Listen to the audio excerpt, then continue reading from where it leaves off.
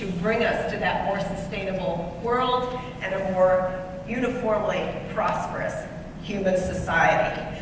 So I'm really happy to be here. I'm really happy we're going to have a great conversation, Dan, and I wanted to pick up on one of the trends you cited about the proliferation of mobile telephony in the U.S., and in fact that's a global phenomenon. As you know well, the UN released a report last month which cited, I thought, a stunning statistic, you referenced it, that 6 out of the 7 billion people in the world actually have access to mobile phones, which is an extraordinary statistic. But that very demand has created an enormous spike in energy demand. And in fact, those cell phones, this wireless network pumps 250 million tons of CO2 into the atmosphere every year. And that's the equivalent of more than 50 million cars. And that this curve, this demand curve for energy is on the trajectory it is, really tells us that sustainability is not just a nice thing to do, it's an imperative for business and the economy. So with that, I think we'll get underway. And I always think it's interesting to find out a little bit more about the people. So I want to start by just asking you a little bit about who some of the major influences on your life and your worldview have been, Dan. Are there people, are there experiences that have really shaped who you are and the way you think about the world? Yeah, I'd say number one is my parents, particularly my dad. He was a Depression kid, so probably those of you who are as old as I am and had parents who grew up in the Depression, when I grew up, you had to finish every piece of food on the plate. At Christmas, we would save the icicles for next year. We'd save the wrapping paper for next year. If you were brushing your teeth, you turned the water off while you were brushing, and you turned it back on. All those things, turned the lights out, and so that frugality. Then I lived in the Netherlands for 5 years, and that was an interesting experience because you have not only is the country below sea level, so they take global warming very seriously, but it's all about scarcity. You have 15 million people basically living on the country about the size of the postal stamp. So they reuse everything. They're extremely efficient. And so that, from what we call it a scarcity perspective, then I moved to Seattle, Washington. It's almost the opposite, where you have this abundance of nature and beauty, and open land and forests, which they want to preserve. So I moved to Seattle, and there it's they're very focused on green, but from a different perspective. And then finally, I had one professor when I was in college, and this was many years ago, well before people talked about global warming. Back then, it was acid rain. And I took a course in the economics of pollution. And it was this trade-off that economies have. And so I really understand, particularly in the third world, how expensive it is to be ecological. And there's a cost to it. And you did all these analyses in terms of what's the optimal amount of pollution, given you had to put these scrubbers on smokestacks and what have you. And so there's this business element to being green, and it's not just simple by either being good or bad. There's a real impact to the quality of life based upon what the strength of the economy. So you have to be very creative, and I thought that was something to stay with. Yeah, well, those are powerful examples. I know you also referenced Shackleton in one of your speeches and one of your remarks. Do you want to talk about Ernest Shackleton and what he means to you? Well, what I like about Shackleton, and it has also about your worldview, he was, the story, he took 40-some back then men, because it was the turn of the century, down to the South Pole. And they were going to be the first to reach the South Pole, and they were not successful. This terrible storm came in, and the key was, I think it was 28, was that against all odds, he brought all 28 back safely. And none of them should have survived, and yet all of them survived. And there's so much you can learn about leadership, that particularly is the value of optimism. That everybody wanted to just give up, roll over in their sleeping bags, and go to sleep in the snowbank. And he wouldn't let them. He was so optimistic people were going to strangle him. That there'd be this big storm come in, and maybe half the food would go away, but he would look at the bright side, or he'd find something positive in almost anything that happened. And I think as we look at our planet, and I actually spent the last weekend, I don't know how many of you were involved in the X Prizes, in the Visioneering exercise this past weekend. I'm pretty involved with that. And it's what science and technology can bring to make this even better for our kids. So having that optimistic point of view, that's what Shackleton needs to do. Because when I got to Sprint 5 years ago, there was a lot of pessimism. There were a lot of things going in the wrong direction, and it was making people believe, I think, and feeling optimistic that I think played a role in the company's recovery. Well, one of my mentors and heroes, John Gardner, says the first task of a leader is to keep hope alive. And it's the hope that we may sometime break through to that new and better world. But Shackleton also, he recruited with a really interesting advertisement. You want to say a little bit about that? Boy, you're surprising me with all these things. Actually, there's a big poster of it over my desk in my office, and I should know exactly what it says, but it's basically men wanted for months of complete darkness, bitter cold, chance of survival, small, blah, blah, blah, blah, praise and glory for, basically for those who survive. Right. And because that's who we wanted. Right. It was his way of weeding out, and getting the people that he wanted. And he had lots of people apply who were attracted to that ad, and it was clear that was a key part of everybody coming back alive, was he got the right people. Exactly, to go with it. It's an amazing, and you look at it and say, who the heck would respond to that? The right people did. Indeed they did. Yeah, so my math tells me you've been in telecommunications for 35 plus years. And obviously this is an industry that has experienced as dramatic set of changes as any you can imagine. You started as an intern at AT&T. You want to just give us a little sort of snapshot of some of the changes that you've seen over those 35 years. Well, unfortunately, the name AT&T lives, but that company doesn't.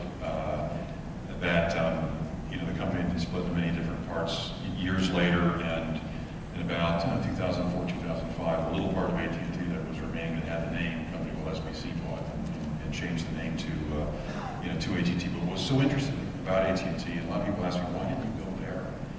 Because of the kind of person I was. And it was, at the time, they were looking for kind of marketing business people, and they were generating, an incredible number of patents every day at Bell Laboratories. And what I was given was these guys at Bell Labs. This is when I came back to the store, kind of full time, that were kind of mine to go invent and bring things to market. So we created a service that became 800 numbers called, at the time, InWatts, almost out of whole cloth. And it became this huge success because we were able to figure out how you could customize numbers like 800 Hilton, 800 car rent, and how the network could do all that. These guys at Bell Labs, how you could shift calls by time of day, so you could have a call center on the West Coast and the East Coast, and depending upon where customers were, traffic could shift, but just do that automatically. It was this innovation engine. People forget that AT&T was founded by an inventor, Alexander Graham Bell, and it was all about invention and all about creation. And you had to always come up with new products because there was no competitor you could steal customers from. You couldn't grow at anybody's expense. You had to create, you had to grow the pie constantly. Because that was the thing about being, even though we were a private business, we were a monopoly. We had to be creative. So don't forget that that's what that company was back in the late 70s when I started.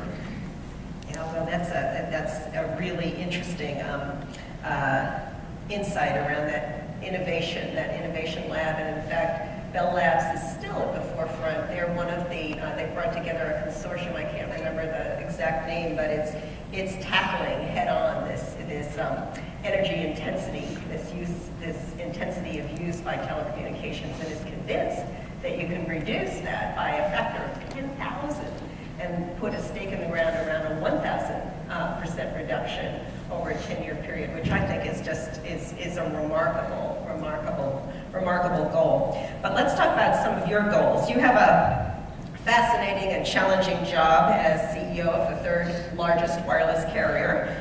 You're a company in the top 20% of the Fortune 500. You have 56 million customers, 40,000 employees. You have Wall Street shareholders. You have media pundits. You have analysts. You have those pesky investors on those quarterly earnings calls. You have a whole set of stakeholders. Is there a pecking order among them in the way you think of them? Is there a way you've figured out to navigate their different interests? Well, I think by U.S. law and expectation, the shareholders always have to come first, which I hope change over time. Not that shareholders aren't really important, but it's at the exclusion of everything else. You know, one of the reasons that people say, well, why do you want all the hassles of the quarterly earnings calls and those pesky investors? That's the nicest word I've heard. Why do you want to deal with that and run a big public company? And I think that I think Anwar Sadat said, without a vocation, man's existence is meaningless. And I agree with that very much. And there's lots of great vocations. There's teaching, there's the clergy, there's parenthood. Used to be public service. I would say it used to be politics. In that, and I don't mean that in a negative way in terms of it being theoretically a great vocation, but the effectiveness, the impact you can have as a politician is much less than it used to be. And we'll get it. That's a different subject between the kind of the gerrymandering of political districts and having this huge gap between the right and the left, so not a whole lot gets done. But there's almost nothing where I believe you can have more positive impact on society than running a large public company. And I talked about some of the things that Sprint's able to do, but I take a look at who we impact. We impact, I think, millions of shareholders. We have 3 billion outstanding shares. So we impact millions of shareholders, tens of thousands of employees, you mentioned that. Hundreds of thousands of employees of our suppliers. If we're not around, those companies suffer. The communities that we serve. And I can go right down the list. We have many stakeholders, our customers. Millions of customers. And I'd like to see a more balanced approach. But you can't have such a positive impact on tens of thousands and millions of lives and livelihoods by not only having a successful company, but doing things the right way and doing the right things. That is kind of what drives me. And if I were to put my Shackleton Help Wanted poster for the people I look for at Sprint, that's basically it. Well, again, a sort of parenthetical comment here. One of our directors at the Skoll Foundation, prodigious intellect, a man named Roger Martin, who's been the dean of the Rotman School of Business at the University of Toronto, wrote a book called Fixing the Game, in which he argues that shareholder maximization has really undermined capitalism in the very profound ways that you've just mentioned, because once you're trying to maximize that interest, you're into a casino situation, and you can't actually focus on the interests of your stakeholders as fully as you'd like to. So that may be something you'd like to pick up and read through, because we've got to break that. We've got to break that mindset and that short-termism. But that brings me to your leadership into sustainability, and you're clearly out front on these issues. You've developed 10-year environmental goals to reduce your greenhouse gas emissions, to reduce your waste, to increase the energy you access from renewables, your buyback programs, so much else that's really actually profound. Newsweek has rated you number 3 on its green rankings. You've just won this remarkable disability award, and others have cited your outstanding leadership and performance. But I'm thinking about Jeff Immel's early advocacy when he took over at GE with Echo Imagination for sustainability as a business imperative and opportunity. And more recently, as you probably know, he's backed off, saying that he still believes in global warming, but that he thinks his interest in green took on a connotation that was too elitist, that let opponents think he didn't care about jobs. let's talk about you and your take. Have you seen market signals? And I'm thinking there of those customers and shareholders. You just said that you've not had one question in those years of earnings calls about sustainability, but have you seen any market signals that would give you some positive feedback and reinforcement that you're headed in the right direction from a business perspective? Well, one of the reasons that we kind of got out ahead in green was just the belief that the wireless industry had been becoming so large and so ubiquitous. It's there's only $5 trillion industries in the world today, and we're one of them. Was the ability to influence others because of competition. I had the opportunity to be chair of the CTIA, which is the Wireless Industry Trade Association, back in 2011. And there's not a whole lot of good things that go with being chair of the CTIA, except you do get to set the policy objectives for the organization. I chose sustainability and distracted driver.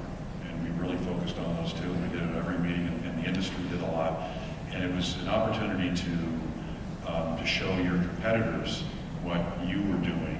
And actually the industry got together on packaging, because all of us have to get together and, if you will, influence, whether it's HTC or Samsung or what have you. There used to be, we remember when you had a different charger for every phone? We got together and decided we're going to standardize around micro USB, because that's the sustainability issue. Energy efficient chargers, there's lots of things that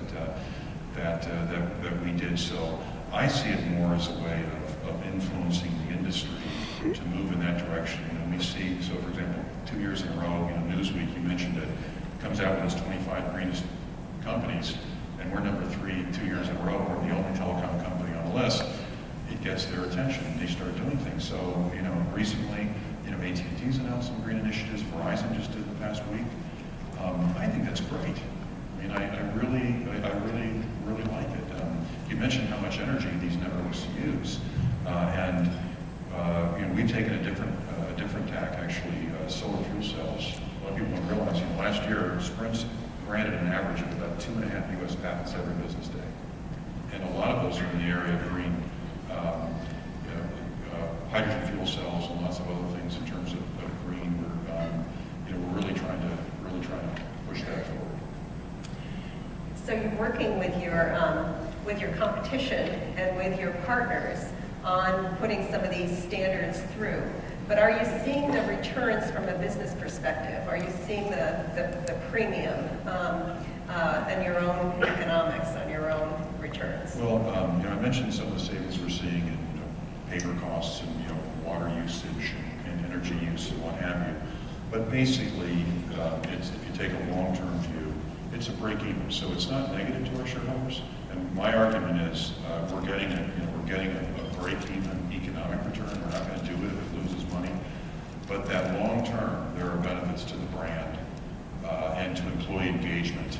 And so when I go to campuses, and I personally recruit on campuses, and I tell our green story, people have a choice of what company to go to work for. We're right at the top of the list because of that. So there are all of those other intangibles. So I see it in our interest, because the younger generation is a lot more focused on these issues than old guys like me. And like me. But speaking of these old guys, one of the things you've been working on that I find very promising is you've been working on the disability standards, and you've been doing some work around thinking about the seniors and these baby boomers whose eyes aren't what they used to be. So you're seeing some opportunity there? Yeah, I think wireless technologies, if you think about it, text-to-speech and speech-to-text for people who are either hard of hearing or have eyesight issues are just examples of the kinds of things that are bringing so much power to mobile devices. When people become immobile, the quality of life can improve, I think, very significantly because of mobile technologies, both from a safety perspective as well as, my hope is, what concerns me, and again, I have a father who's turning 92 this summer, and he's got an incredible mind. But if he could be more connected with more people, I'm a big fan of a trend, and think it's really going to be extremely impactful worldwide. something called crowdsourcing. And mobility is going to bring so much power to called collective intelligence, and I think there's an opportunity. We have so much wisdom out there with people who are retired, and so much they can add by their experience and wisdom and what have you, that mobile technology will help to facilitate that. I'm just very, very excited about it. Very bullish. Yeah, we've seen just some incredible uses of mobile telephony by social entrepreneurs too in the healthcare space, in mobile banking, in education, in literacy. We have a social entrepreneur who's actually worked in Senegal for 20 years, and she's using mobile phones to drive literacy improvements around human rights in the communities in which she's working in some really remote rural areas. So you're absolutely right. There's just remarkable innovation. So I think it's going to be great for business over time. I guess it's almost like I think of some of these sustainability initiatives. Don't take it the wrong way, but it's almost like background checks at gun shows. Great idea, just way ahead of its time.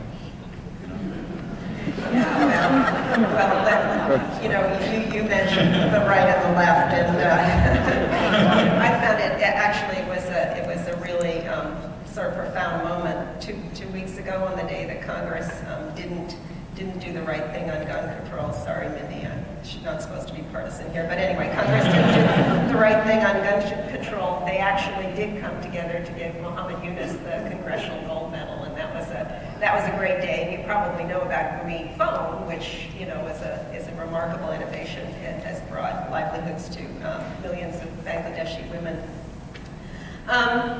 Last question, Dan. If you had a magic cell phone and were able to get a text from the future, and let's just say 25 years out, your son is 18 today. Congratulations, headed to Notre Dame like his dad. Congratulations for that too, but he'll be 33. So 25 years out, you're getting a text from your magic cell phone. What's it going to say about how well we're doing as a planet, how we're going about doing business, and what the future, which will be the present, is showing us? 15 years is such a long period of time, especially in our industry. When I took this sprint job just 5 years ago, almost everybody, doesn't matter who you look at in our industry, who was ever on top.